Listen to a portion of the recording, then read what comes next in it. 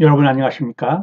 공무직, 청원경찰, 주요 공공기관의 한국사 포함 일반 상식 그 3회째 시간입니다.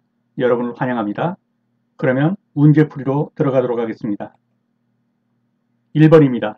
2012년 7월 기후변화 대응을 위해 발표한 유럽연합의 탄소 배출 감축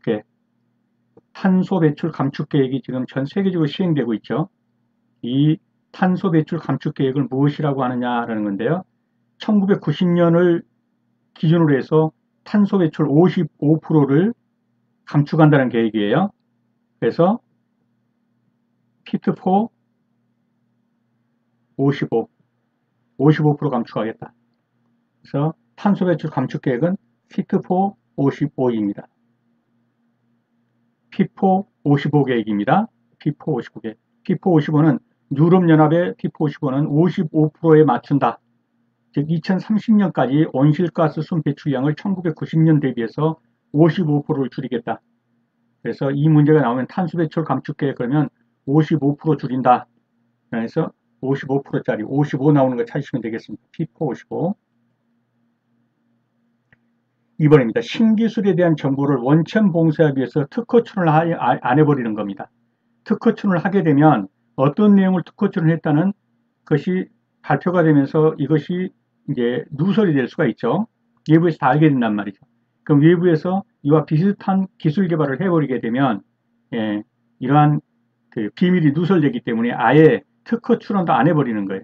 그리고 이제 자기만이 그 제품을 만들어 써먹는 것이죠. 그래서 특허 출원도 하지 않는다. 즉 암암리에 하겠다. 그래서 블랙박스처럼 암암리에 감추면서 하겠다. 그래서 블랙박스 전략이라고 하는 것이죠. 블랙박스 전략. 아무도 모르게 블랙박스처럼 암암리에 진행하겠다. 그래서 블랙박스 전략이 되겠습니다. 신기술에 대한 정보를 원천 봉쇄하기 위해서 특허춘을 아예 안 해버리는 것.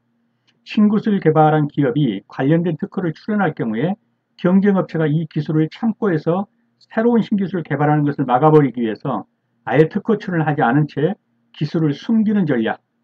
특허춘으로부터 얻는 수익보다도 자신들만이 보유한 기술력으로 시장에서 경쟁하는 것이 더 나은 효과를 얻을 수 있다는 판단에서 활용되고 있습니다. 그래서 신기술을 아예 특허춘도 하지 않고 경쟁업체가 모르게 암암리에 진행해서 자기 기술로 된 어떤 제품을 팔아먹는 것, 이걸 가리켜서 블랙박스 전략이라고 한다. 대량 주식을 보유한 매도자가 매수자 간의 주식 거래를 체결한다. 자, 대량 주식, 어떤 묶음 주식 이런 말이죠. 그런 걸 주로 가리켜서 뭐라고 그러나요? 블록이라고 그러죠. 블록. 한 보따리 묶음 이런 거죠. 그래서 대량 주식을 보유한 매도자와 매수자 간의 주식 거래 딜을 한다는 말이죠. 그래서 블록 딜이라고 하는 겁니다. 정답은 블록 딜이 되겠습니다. 대량 주식을 보유한 매도자와 매수자 간의 주식 거래를 체결하는 것 블록 딜인데, 블록 딜은 대량 주식을 보유한 매도자와 이를 매수할 수 있는 매수자 간의 거래를 체결시켜주는 제도를 말하는데, 주식시장에서 대량의 주식이 한꺼번에 매매될 경우에 발생할 수 있는 급격한 가격 변동, 물량 부담을 줄이기 위해서 주로 시간 외에, 장 외에 거래하는 겁니다. 그러면 가격과 물량을 미리 정해놓고 거래하기 때문에 장중 주가에는 큰 영향을 주지 않는다는 장점이 있어요. 그래서 큰 주식을 보따리로 묶어서 딜을 한다. 그래서 블록 딜이라고 한다. 대량 주식을 보유한 매도와 매수자 간의 장 외에서 거래하는 이러한 대량 주식 거래를 블록 딜이라고 합니다. 문제 4번입니다. 잘못된 것을 알고는 있지만 이를 이야기할 경우에 닥칠 위험 때문에 누구도 말하지 못하는 큰 문제를 가리키는 말. 이 큰 문제를 이 방 안에 있는 코끼리, 제가 그림을 잘 못 그리니까 이렇게 코끼리 코라고 그러고요.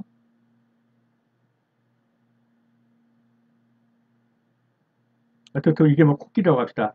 방 안에 있는 이렇게 큰 코끼리가 있어요. 여기 있는 사람들은 다 이게 뭔 줄 알죠. 여기 있는 사람들 이게 다 뭔 줄 알지만 입을 막고 얘기를 안 하는 거예요.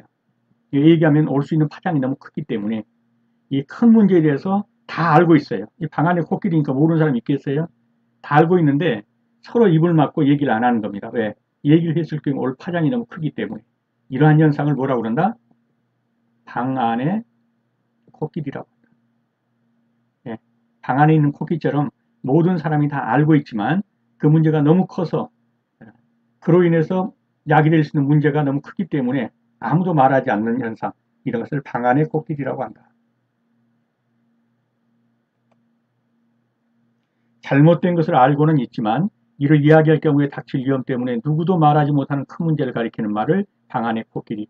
모두가 잘못됐다는 사실을 알면서도 그 누구도 이야기하지 않는 현상. 크고 무거운 문제를 코끼리에 비유한 표현으로서 어떤 사실이 너무나 거대하고 무거워서 덮어두고 언급하기를 꺼려하는 상황을 말할 때 쓰이는 거, 방 안의 코끼리다. 다음 중 직접세가 아닌 것은, 직접세가 아니면 뭐겠습니까? 간접세겠죠. 직접세는 어떻게 하는 겁니까? 납세자가 담세자가 되는 겁니다. 담세자는 세금을 부담하는 사람이고 납세자는 세금을 내는 사람이에요. 내 세금 내가 낸다. 그러면 직접세예요. 내 거 내가 내니까. 그래서 소득세, 법인세, 종합부동산은 자기 세금 자기가 내죠. 내 소득세 내가 내고, 내가 부담하고, 종합부동산세, 내가 부담한 세금 내가 내고, 법인세, 내가 부담하는 세금 내가 냅니다. 근데 개별 소비세는요. 이게 뭐 카지노에 드나들 때 이게 지금 뭡니까? 특별 소비세예요. 특별 소비세. 카지노라든가 고급 음식점 같은 데 이런 붙는 거 이런 게요. 거기 들어갈 때 나는 그 티켓에 세금이 붙어 있어요. 뭐 20%라든가 이렇게 붙어 있죠. 골프장 이런 데 들어갈 때. 그런데 내가 내는 게 아니라 이걸 받은 골프장 주인이 또는 카지노 주인이 이 세금을 내는 거예요. 그래서 나는 세금을 내지만 납세자죠, 내가. 그러나 담세자죠. 내가 담세자죠. 세금을 부담하는 사람이에요. 근데 내는 것은 카지노 주인이 내는 거예요. 왜? 나한테 받아가지고. 그 티켓에 내 세금이 들어있단 말이에요. 20%가. 입장료에. 그래서 이런 걸 가리켜서 간접세라고 그러는데 개별 소비세는 간접세입니다. 그래서 직접세가 아닌 것은 그러면 여기서는 개별 소비세가 되겠습니다. 부가가치세라든가 이런 것들이 간접세죠. 직접세가 아닌 것은 그러면 개별 소비세인데 직접세는 세금을 납부하는 사람, 납세자와 실제 부담하는 사람, 담세자가 같아요. 내 세금 내가 내는 거예요. 근데 간접세는 내 세금을 내기는 내가 내고 내가 부담하고 실제로 국세청에다 내는 것은 다른 사람이 내주는 거죠. 이걸 납세자와 담세가 다른 조세, 부가가치세. 나는 물건을 살 때마다 거기에 부가가치가 들어있단 말이에요. 내가 부담하는 거죠. 그렇지만 국세청에다가 그 세금을 내는 것은 제과업체라든가 물건 만든 제조업체가 내게 되죠. 그래서 납세자와 담세자가 다른 것을 간접소비세라고 하는데 부가가치세나 개별소비세 등이 간접세에 해당된다. 그리고 개별소비세는 특별소비세예요. 특정한 물품, 보석이나 고급시계, 특정한 장소, 골프장, 카지노 등 입장행위 이런 것 등에서 입장료에다가 부과시키는 거예요. 그럼 부담은 내가 하지만 납세는 고급 음식 주인이 내가 낸 20%를 가지고 납세해 주는 것이죠. 이걸 간접세라고 합니다. 이게 개별소비세입니다. 6번입니다. 어떤 산업 분야의 생산성 향상으로 임금이 올라가게 되면은 다른 분야의 임금도 상승 압박을 받게 되는 현상. 자, 어떤 자동차를 현대자동차로 갑시다. 그리고 이 자동화 시스템으로 돼 있어서 잘 팔리니까 막 한 달에도 몇만 대씩을 뽑는 거예요. 막 3만 대씩을. 그러다 보니까 이윤이 많이 남죠. 이윤이. 그래서 직원들이 우리 월급 좀 올려주니까 급여를 올렸어요. 장사가 잘 되니까, 효율성이 좋으니까. 이러니까 영등포에 있는 작은 수공업체 이런 데도 이런 데는 대량 생산을 못해요. 전부 인건비 따먹기죠. 수공업체. 이런 데도 임금을 올려달라고 압박을 받는 거예요. 임금 상승 압박을 받는 거예요. 이런 데서 임금을 상승하게 되면 이런 데서 임금은 보약과 같은 거죠. 올려주면 더 잘해서 더 많이 파는 거예요. 자동차를. 그런데 이런 작은 수공업체, 인건비 따먹고 수공업체에서 임금 올려주게 되면 이때 임금은 보약이 아니라 질병이 되는 거예요. 질병. 그래서 그걸 비용 질병이라고 하는 거예요. 임금은 다른 말로 하면 이건 비용이죠. 장사가 잘 때는 이런 대량 생산할 수 있는 것은 괜찮아요. 그렇지만은 수공업체, 작은 수공업체, 인건비 따먹게 하는 수공업체에서 현대도 올렸으니까 우리도 올려주세요. 그래서 이것 따라 올리다가는 이 업체는 망하는 거예요. 업체 자체가 질병에 걸려서. 그게 바로 임금이 비용인데 이 비용 질병에 걸리는 거예요. 그래서 6번에 4번이 정답이 됐습니다. 비용 질병입니다. 어떤 산업 분야의 생산성 향상으로 임금이 올라가게 되면 그렇지 않은 다른 분야의 임금도 상승 압박을 받게 되는데 이러한 현상을 가리켜서 비용 질병이라고 한다. 광고의 제작 과정에 직접 참여하는 소비자인데 광고에 직접 참여한다. 우리 이러이러한 광고를 하려고 그러는데 광고 모집 캠페인을 벌이는 거예요. 광고 모집. 일반 소비자를 대상으로 해서 광고 모집 컨테스트를 벌이는 거예요. 그리고 막 수많은 광고하는 이 소비자들이 나름대로 광고를 여기다 만들어서 보낸단 말이죠. 그럼 그 중에서 하나를 골라서 금상, 대상 이런 식으로 상품을 준단 말이에요. 이렇게 함으로 해서 많은 소비자들이 자기 상품에 관심을 갖게 하는 거예요. 그래서 광고의 제작 과정에 소비자가 참여하는 이런 뜻이 뭐냐 그랬어요. 광고라는 말이 이렇게 에드볼론 띄우고 여기다가 이렇게 프랭카드 달아서 광고하죠. 이것을 에드벌룬이라고 그러죠. 이 벌룬이라는 건 원래 이 풍선을 벌룬이라고 그런단 말이에요. 근데 여기다 광고, 에드가 광고, 에드가 이 광고를 띄워서 이걸 에드벌룬이라고 하잖아요. 풍선에 광고 달아가지고. 자, 에드라는 말 자체가 광고예요. 에드버타이전. 네? 그 다음에 소비자, 컨슈머. 그래서 이 둘을 합성시켜서 에드슈머라고 한다. 그래서 광고 그러면 에드버타이징, 에드. 광고라는 말이 에드로 많이 쓰이죠. 에드. 그래서 광고 제작가인 소비자가 참여한다. 에드슈머. 3번이 정답이 되겠습니다. 에드버타이징 플러스 컨슈머를 에드자 따고 슈머자 따가지고 에드슈머. 그래서 소비자가 직접 광고를 제작하는 데 참여합니다. 콘테스트 이런 걸 여러 가지고 할 때요. 그걸 가리켜서 에드슈머라고 합니다. 8번입니다. 비금융 기업이 자사의 상품과 서비스를 판매하는 과정에서 관련된 금융 상품을 함께 제공한다. 자, 테슬라가 자동차를 만드는 회사입니다. 근데 테슬라가 자동차를 만들다 보니까 사고 유형을 여러 가지를 알고 있고 사고율도 알고 있어요. 그래서 테슬라가 자동차를 만드는 사업체인데 자동차에 관련된 보험 상품도 팔게 되는 보험 상품을 개발을 했어요. 실제로. 이런 것을 가리켜서 무엇이라고 하느냐는 거예요. 비금융 기업이 테슬라 자동차 만드는 공장이니까 자기의 상품, 자동차와 관련된 보험 상품을 판매를 해요. 이런 금융 상품, 보험 상품이죠. 함께 제공하는 것을 무엇이라고 하느냐? 정답은요. 인베디드 금융이라고 그러죠. 이 인베디드라는 게 뭡니까? 이게 끼워 팔기 그런 말이에요. 이게 끼워 팔기. 그래서 자기의 자동차가 가는데 보험 상품까지 끼워 파는 거 이런 거 해서 인베디드 금융이라고 한다. 인베디드 파이낸스. 자, 인베디드라는 게 이게 뭐냐면 인베드라는 게 이게 베드가 이게 침대잖아요. 베드가 침대인데 이 임은 이런 말이에요. 어디 안에 베드를 들여놓다, 침대를 들여놓다. 그러니까 내장하다, 안에 들여놓다, 또는 끼워 넣다, 끼워 팔다. 이런 말로 쓰인 게 인베드예요. 그래서 인베디드 파이낸스 그러면 끼워 넣는 금융 상품 이렇게 보시면 돼요. 네? 그래서 인베디드는 내장하다, 끼워 넣기다라는 말이고 테슬라가 그 자기네 자동차 시스템에 수입되는 정보를 활용해서 운전자의 사고 위험과 수리 비용을 예측하는 보험 서비스를 제공한다. 그래서 자동차 기업이 보험까지 끼워넣기로 판다. 인베디드 금융이다. 인베디드라는 말이 끼워넣다 이런 말이에요. 네, 끼워넣기 금융, 끼워넣기 상품 그렇게 이해하시면 되겠습니다. 9번입니다. 세금 납부의 주체와 상관없이 소비자와 생산자 사이에서 세금이 분담되는 현상. 자, 소비자가 몇 프로를 물고 생산자가 몇 프로를 물 것이냐.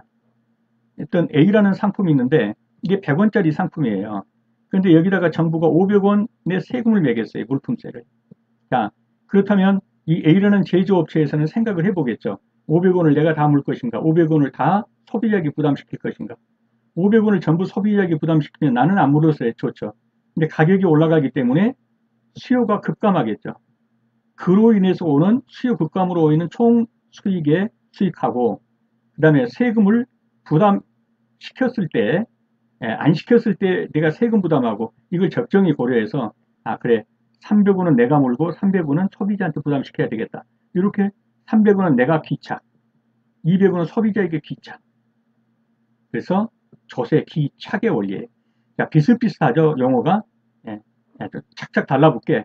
내가 300원 물고 소비자에게 200원 물게 하겠다. 착착 달라붙게 만들어 버리겠습니다. 그래서 귀착의 원리다. 그래서 소비자가 얼마 물고 생산자가 얼마 물고의 세금이 분담되는 현상, 조세 귀착의 원리다.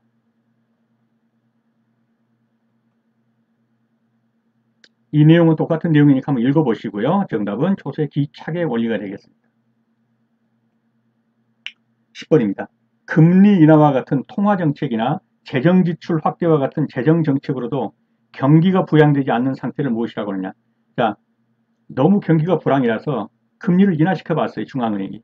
그래도 안 통해요. 자, 이번에는 돈이 부족하다. 돈을 좀 찍어내서 풀어보자. 통화정책으로 재정지출 확대를 했어요. 그래도 안 통해요. 경기가 활성화되질 않는 거예요. 왜? 어딘가 지금 늪지대에 빠졌어요. 함정에 빠진 거예요. 그걸 뭐라고 그럽니까? 유동성 함정이라고. 이 함정에 빠지면 금리를 인하시켜봐도 통화정책으로 재정지출을 확대해봐도 안 통하는 거예요. 왜냐하면 돈을 가지고 있는 사람이 풀어놓지 않기 때문에. 이러한 것을 가리켜서 유동성 함정이라고 한다. 자, 중앙은행이 통화를 공급하면 일단 은행과 같은 금융회사들이 이를 받아서 가게나 기업에 대출을 해준다. 그러면 가게나 기업은 이 돈으로 소비를 하거나 생산 설비를 늘려야 되는데 이런 걸 하지 않고 가게든 기업이든 전부 돈을 싸집어주고 있는 거예요. 풀어놓지 않아요. 그러면 경기가 활성화되지 않아요. 그런데 경제 내 유동성 함정이 발생하면 이렇게 하면 경기가 활성되죠. 근데 이 유동성, 즉 돈을 쥐고 틀어지고 있는 거예요. 그렇게 되면 중앙은행이 통화 공급을 아무리 늘린다 할지라도 경제 주체들이 이를 쥐고 있을 뿐 사용하지 않기 때문에 통화가 경제 내에서 돌지 않게 되고 돈이 안 돌아요. 소비와 투자도 증가하지 않게 된다. 이와 같이 유동성 함정, 이게 유동성 함정인데 유동성 함정이란 중앙은행이 금리를 인하하거나 통화 공급 확대를 해도 즉 팽창적 통화 정책을 사용하다 할지라도 민간 부분의 수요가 증가하지 않아요. 돈을 틀어지고 돌리질 않으니까. 실물 경제에 영향을 미칠 수 없어서 계속해서 경기 불황이 계속된다. 이걸 가리켜서 유동성 함정이라고 합니다. 자, 금리 인하를 시켜봐도 통화정책으로 재정지출을 확대해봐도 여전히 경기가 부양되지 않고 불경기가 계속된다. 함정의 늪지대에 빠졌다. 유동성 함정입니다. 11번입니다. 미국에서 연매출 10억 달러 미만의 신성 기업들의 기업 공개 절차 규제를 대폭 간소화하는 법률은, 자, 이런 법이 생기면서 우리나라에도 지금 많이 영향을 주고 있죠. 이런 법이 뭡니까? 잡스법입니다. 이 잡스법은 스티븐 잡스가 아니라 신생 기업이 기업 운영을 하기 쉽도록 하기 위해서 많은 규제를 풀어주는 것, 이것을 가리켜서 잡스법이라고 하는 거예요. 잡스법은 원래 스타트업 기업 지원을 위한 신생기업 육성 방향에서 Jump Start Our Business Startups, 그래서 새로 뭡니까? 스타트업하는, 이 스타트업이 이게 뭡니까? 이게 창업하는, 이런 말이죠. 새로 창업하는 그런 기업들을 육성하는 법안이에요. 그래서 잡스법은 스티븐 잡스가 아니라 이 잠프 스타트에서 J, O, B, S를 짜서 잡스라고 부르는 거죠. 그래서 잡스법은 스타트업 기업에 대한 각종 규제를 완화해가지고 이는 전 세계적으로 새로운 자금 조달 방식인데 주로 이걸 위해서 크라우딩 펀딩을 하는 게, 기업 공개를 쉽게 해서 크라우드 펀딩을 쉽게 모집할 수 있도록 법적으로 허용하는 것. 그래서 우리나라에서도 지금 이런 것이 많이 대두되고 있기 때문에 이게 시험 문제에 나온 거예요. 다 기출 문제입니다. 그래서 미국에서부터 시작됐어요. 10억 달러 미만의 적은 신생 기업들이 기업 공개를 쉽게 하고, 그래서 크라우드 펀딩을 모집할 수 있도록, 자금을 끌어당길 수 있도록, 자금을 모집할 수 있도록 해주는 이러한 것을 가리켜서 잡스법이라고 한다. 12번입니다. 다음 중 실직주 군주인 이사부를 보내서 우상국을 점령한 신라의 왕은, 답부터 말씀드리면 지증왕입니다. 이거 아주 분명히 아셔야 돼요. 자, 실직주라는 게 지금의 어디입니까? 강릉 지방쯤 될 거예요. 거기에 군주, 이걸 그 강릉 지방의 그 주를 실직주라고 했어요. 거기에 군왕, 군주인 이사부가 있는데 이 이사부를 우상국, 지금 울릉도 쪽을 보내서 점령했죠. 어떤 때요? 신라 지증왕 때. 그래서 다 알아도 지증왕을 모르면 안 돼요. 지증왕입니다. 그래서 실직주는 신라시대 행정구역인 지금은 강릉이 아니라 삼척지역이에요. 삼척. 강원도 삼척. 죄송합니다. 강원도 삼척에 위치한 이 실직주라는 게 있어요. 여기에 군주가 누구였냐면은 이사부. 이 이사부를 신라 지증왕이 보냈어요. 그래서 그 울릉도와 울릉도 그 부속성, 지금의 독도 뭐 이런 것도 다 거기에 들어가죠. 이거를 정벌을 했단 말이죠. 그 왕이 누구냐? 지증왕이. 실직주 지금의 삼척군이니까 삼척시인가요? 예. 거기에 군주인 이사부를 보내서 우상국, 지금의 울릉도 지역을 점령했다. 누구 때요? 신라의 지증왕 때입니다. 14번입니다. 다음 중 고구려 장수왕의 업적이 아닌 것. 고구려 장수왕. 고구려 장수왕은 누굽니까? 지금 우리나라 지도가 이렇게 생겼다면 이 고구려 장수왕은 이 넓은 이 북방 토지를 개척을 했던 누굽니까? 광개토대왕. 광개토대왕의 아들입니다. 이 장수왕이. 광개토대왕은 북벌 정책을 시행했어요. 근데 이 장수왕은 이제 북쪽으로 간 게 아니라 남하 정책. 그래서 백제와 신라를 주로 공격을 했죠. 그 영토를 넓혔어요.